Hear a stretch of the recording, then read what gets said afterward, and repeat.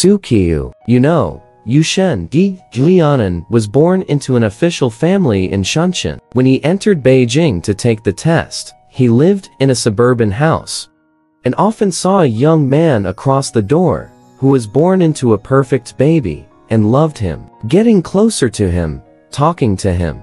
Young people spoke with a particular elegance, and Mr. Yu was more enamored, pulling his arm to his residence and feasting on wine. Ask him his last name. The teenager calls himself Jinli. His last name is Yu Mingshikan. His last name is Zun 9. Yu Xin became a brother when he heard that he had the same surname and felt closer to him. The teenager subtracted his name from the word taxi to Yu Chen. The next day, Mr. Yu arrived at Miss Yu's 9 homes, where his study and residence were bright and tidy, but the courtyard was deserted, and there were no servants or booksellers. Miss Yu led Mr. Yu indoors, greeting his sister, who is about 13 or 14 years old, and has glittering, distinctly pink skin. After a while, Miss Yu's sister brought tea. Guests, as if there were no teeny girls or maids in the house. Mr. Yu was surprised, saying a few words. From then on, the two of them loved each other like brothers. Mr. Yu did not miss his apartment all day, and he sometimes stayed, and he dismissed his sister as weak and unaccompanied. Yu Shen said, "My brother is far from home, and there is no book to answer the door. My siblings are so weak. How can we live? I thought, why don't you come with me and live with me?" Miss Yu was delighted and agreed to follow him back after the exam. After the examination, Yu invited Yu home and said, "Today is the Mid-Autumn Festival. The moon is like a day." My sister Suqiu prepared the wine, hoping that she wouldn't let it go. "And then I'm going to take Yu's hand and come inside." So Chu comes out, says a few nice things, then comes back in, drops the curtains and prepares the meal. In a few moments, Suqiu brings his own dishes. Yu Shen stood up and said, "My sister is traveling back and forth, so how can I feel at ease?" So Chu went in smiling. A young woman in a blue suit holds the kettle, and an old mother comes out with a plate of burnt fish. Where did they come from? Why didn't they come out early and ask for your sister instead? Mr. Yu said in surprise. Ms. Yu smiled and said, "So Chu is acting weird again." Mr. Yu wondered why only the laughter of eating inside the curtain had come. At the break, the old mother and the young woman come out to collect the chopsticks. Yu Shen was coughing and accidentally spitting saliva onto her clothes, which fell and spilled over the bowl of chopstick soup.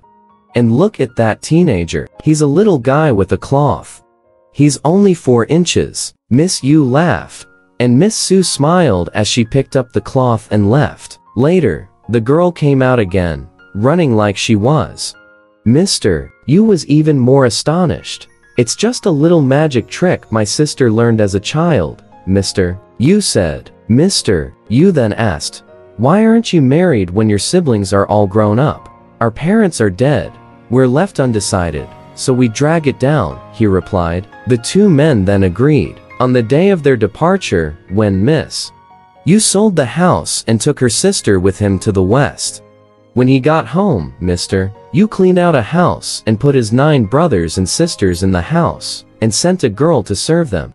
Yu's wife, Han Shilang's niece, is so pity for Suqiu that she eats every meal together. So did Yu Xindong and Yu Zanku. Mr. Yu is so clever that he reads at a glance and tries to write an essay that even the old Confucians of his fame cannot match him. Mr. Yu urged him to take the exam, and Miss Yu said, "I'm reading for now, but I'm just trying to share some of the hard work. I know that my fortune is shallow and I can't be an official, and once I go down this road, I can't worry from time to time, get sick or lose, so I don't want to go to the exam." After 3 years, Yu Shen failed the exam again. Yu Zunjin was outraged by him, saying, "How come you're so hard to put a name on the list? I was so confused about success and failure that I wanted to live quietly. Now, too excited to see Big Brother not be able to do his work.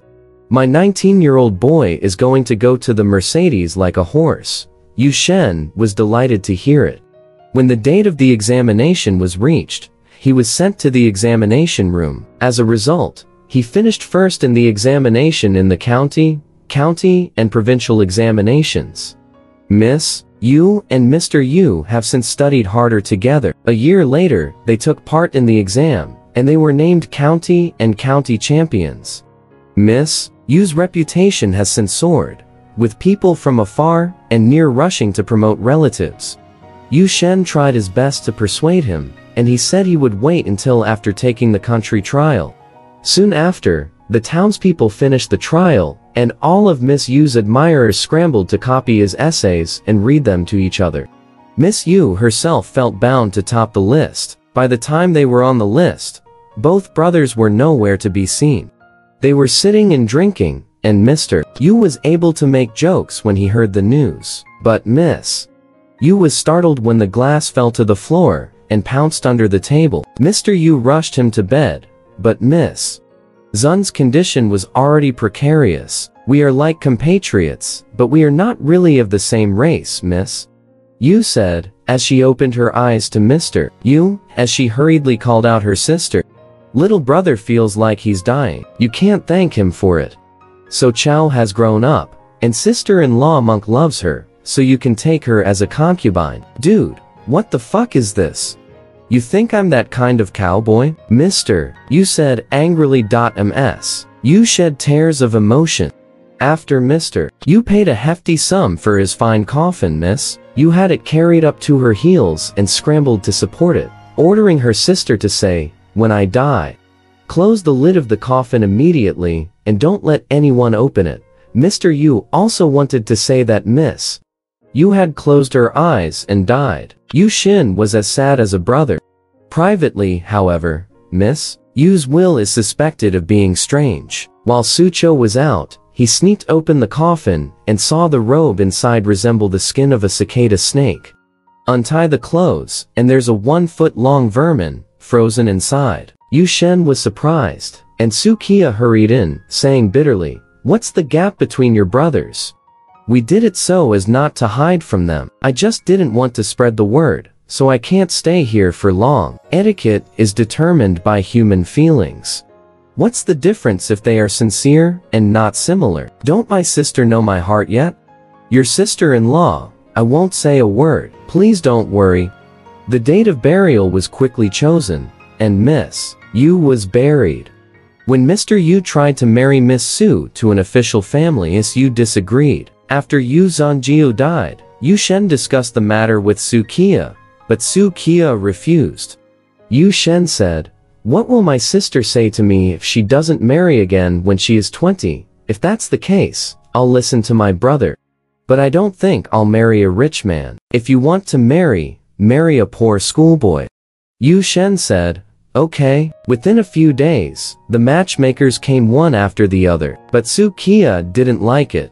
Previously, Yu Shen's wife and brother-in-law, Han Quan, was mourned. They met Suqiu and loved her so much that they wanted to buy her as their concubine and to discuss it with his sister.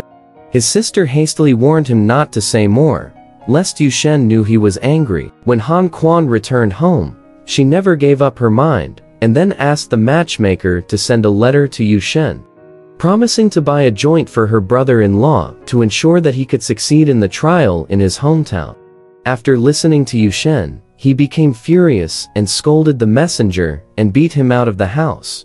Miss Han has since cut ties with her. Later, when a grandson named Jia, who was late, was about to marry, his wife, who had never visited the family, suddenly died, and a matchmaker was sent to Yu's house to raise his family. A house is a big house, and the family's wealth is extremely rich. Yu Shenping always knows that, but if he wants to see it himself, he will agree on a date with the matchmaker and let us see him in person. On that day, Mr. Yu left Miss Su looking at herself behind a curtain. The first member of the family, dressed in a leather robe and riding a horse, led a large group of entourage to show off their wealth to the neighborhood. And look at him. He looks beautiful. He looks like a girl. Yu Shen loves it. The people who saw it were all praised, but Suqiu was not happy. Yu Shen didn't listen to Suqiu, but accepted the family affair and prepared Suqiu with rich dowries, so he didn't pay much money. So Chao kept saying that he would only take a big girl to wait for him, and Yu Shen wouldn't listen. After all, he gave him a generous gift. When Suqiu married, the couple was in a good relationship, but her brother and sister-in-law always missed her and always came back once a month. When I come, I always have to take back a few pieces of jewelry from my makeup box and hand them over to my sister-in-law for storage. Sister-in-law doesn't know what she means. Just follow her. A father died when he was a child, and his widowed mother coddled him. He was constantly in touch with bad guys and was gradually lured into buying prostitutes, gambling, family books, paintings, and valuable antiques, all of which made him sell to pay off his debts. When Han Quan met him, he invited him for a drink and tried him out, saying he would exchange 2 concubines and 500 silver coins for Suqiu. First, Jia began to disagree, and Han Quan made repeated requests. First, Jia's heart was moving, but he was afraid that Yu Shen would not accept it. He and I are close, and Suqiu is not in his family. If this is done, he will be unable to do anything about it, said Han Quan. If anything happens, I'll take care of it. What's so terrible about a Yu Shen with my father? Then I asked the 2 concubines to come out dressed up and say, as I said, these 2 women are your family. Jia was bewitched by Han Quan, agreed on the date of exchange, and went back. On that day, in case Han Quan cheated him, Jia waited on the road in the middle of the night and saw that a car had come. Lift the curtains and, sure enough, take them home and put them in the study. Han Quan's servant brought 500 more pieces of silver to pay in person.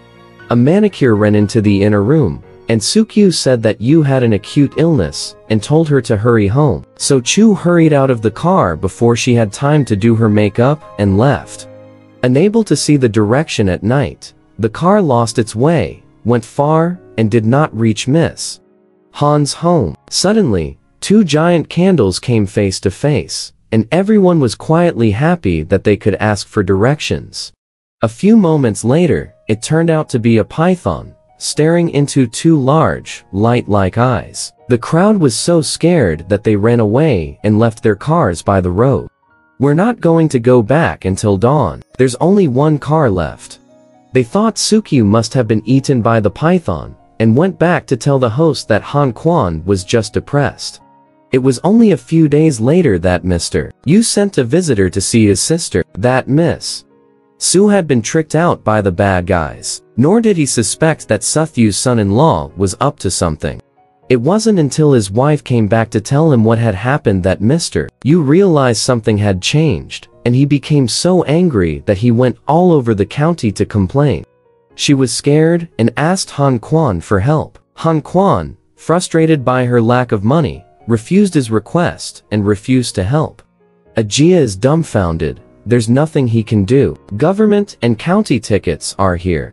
He had to bribe the government to stay away. After more than a month, gold, silver, jewelry, and costumes were sold out. Mr. Yu pursued the case at the provincial level, and the county officials were ordered by their superiors to pursue it. Knowing that he could no longer hide, Jia came out to tell the whole truth in court. The provincial governor issued another summons to arrest Han Quan and confront her. Han Quan was afraid and told her father what had happened. His father, who had been discharged from the family home, was annoyed that his son had acted unlawfully and had tied him up and handed him over to the government. When Han Quan came to the government offices, they thought he made up a story and tortured his servants, and Jia was beaten several times. Thankfully, his mother sold her property all day and paid bribes to rescue her, so that Han Quan was spared death.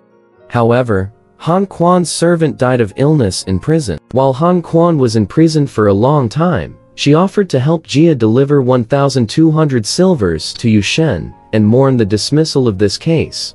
The mother asked for a second time with 2 concubines, only to wait for the case to be put on hold and wait for them to visit Suqiu.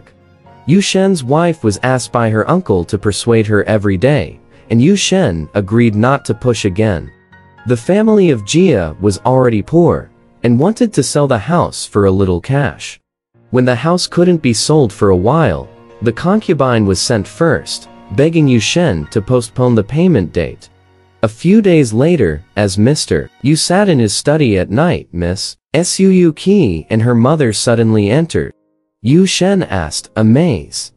So my sister is safe and sound. The big python was a magic trick by my sister, laughed Suqiu. That night I fled to a show house where I lived with his mother. He said he knew his brother. Now outside, please come in. Yu Shen threw his shoes upside down and took a picture of the light. It was Zhou Sheng who turned out to be a celebrity from Wenping County. The two men had always been in love with each other. Mr. Yu entered the study with Mr. Zhou's hand, hosted a wine reception and spoke affectionately for a long time before he knew what had happened. It turned out that when Suqiu was going to be tomorrow, she knocked on Zhou Sheng's door, and Zhou Mu picked her up. After careful inquiry, knowing that she was Yu Gong's sister, someone would send someone to notify Yu Shen that Suqiu had stopped it, and Suqiu stayed with Zhou Mu. She was smart and understanding, and she loved her. Because Mr. Zhou had not married yet, he wanted to marry her to his son as a daughter-in-law, a veiled expression of that. Miss Suqiu Qi dismissed her brother for not getting his approval. Mr. Zhou also refused to marry Mr. Yu without a matchmaker because of his friendship with him. Just checking the news often, Suqiu told Zhou Mu that she wanted to go home. When she learned that the lawsuit had been mediated, she asked Mr. Zhou to take her to an old mother and told her to be a matchmaker. Yu Shen also intended to marry Suqiu to Zhou Shen because Suqiu lived in Zhou's house for a long time. I heard that my mother came to work as a matchmaker and liked it so much that I ordered this family appointment in person with Zhou Sheng. Originally, Suqiu came back at night to tell people that Yu Shen would not do this after he got the silver, saying, before, because there was no way to let go of his anger. He wanted to ask for money so that they could taste the suffering of the defeated family. Now that I see my sister again, I can't change $10,000. Send someone to tell them the case is over. The thought of Zhou's not-so-wealthy family, long distance and difficult reception led to Zhou's mother and son moving to Yu's former house. Chu also prepared a bride price, invited the drum band, and married. One day, sister-in-law Tong Suqiu joked, "You've got a new son-in-law. Remember the pillow love you used to have with Jia? Remember, miss?" Su asked, laughing. A sister-in-law was confused, so I pressed her. It turns out that Suqiu was in a family for 3 years, and the pillowcase was always replaced by a girl every night, so Chao paints her eyes with her pen so that she can accompany her. Even sitting against a candle, one cannot tell. More surprised, she asked Suqiu to teach her the art, and Suo Chao smiled and didn't speak. The second year is the Triennial General Assembly exam. Mr. Zhou was prepared to go with Mr. Yu for the exam, and Mr. Su said, "You don't have to." Mr. Yu led Mr. Zhou away, only for Mr. Yu to pass and Mr. Zhou to fail. When I got back, I decided not to take the test again. After that year, Zhou's mother died, and Zhou never mentioned the exam. One day, Suqiu told her sister-in-law, "You asked me about magic before, and I wouldn't use it to shock people. Now, stay away and let me pass it on to you secretly, or you can hide from the fire." When her sister-in-law asked her in surprise, Suqiu replied, "After 3 years, there will be no smoking here. I'm weak. I can't stand it. I'm going to the beach. Big brother is a rich man. He can't go together, so he says he wants to leave. I taught my sister-in-law everything." A few days later, Miss Su told Mr. Yu, "Miss, you couldn't keep her," weeping bitterly, asking, "Where are you going?" So Chu didn't say. The chicken got up early at the first call, took a white-bearded servant, and rode off on 2 donkeys. Miss Yu had been secretly escorted behind her to the dusty and foggy areas of Jiaozu and Liaozhai, where they had gone after sunny days. 3 years later, Mr. Li staged a self-inflicted rebellion that left the village house in ruins. Mrs. Han cut a cloth and put it in the gate, and the volunteers came and saw clouds in the yard around a tall god, and they were scared off. As a result, the family was safe. Alright, this story has come to an end. If you liked it, please give it a thumbs up. Thank you.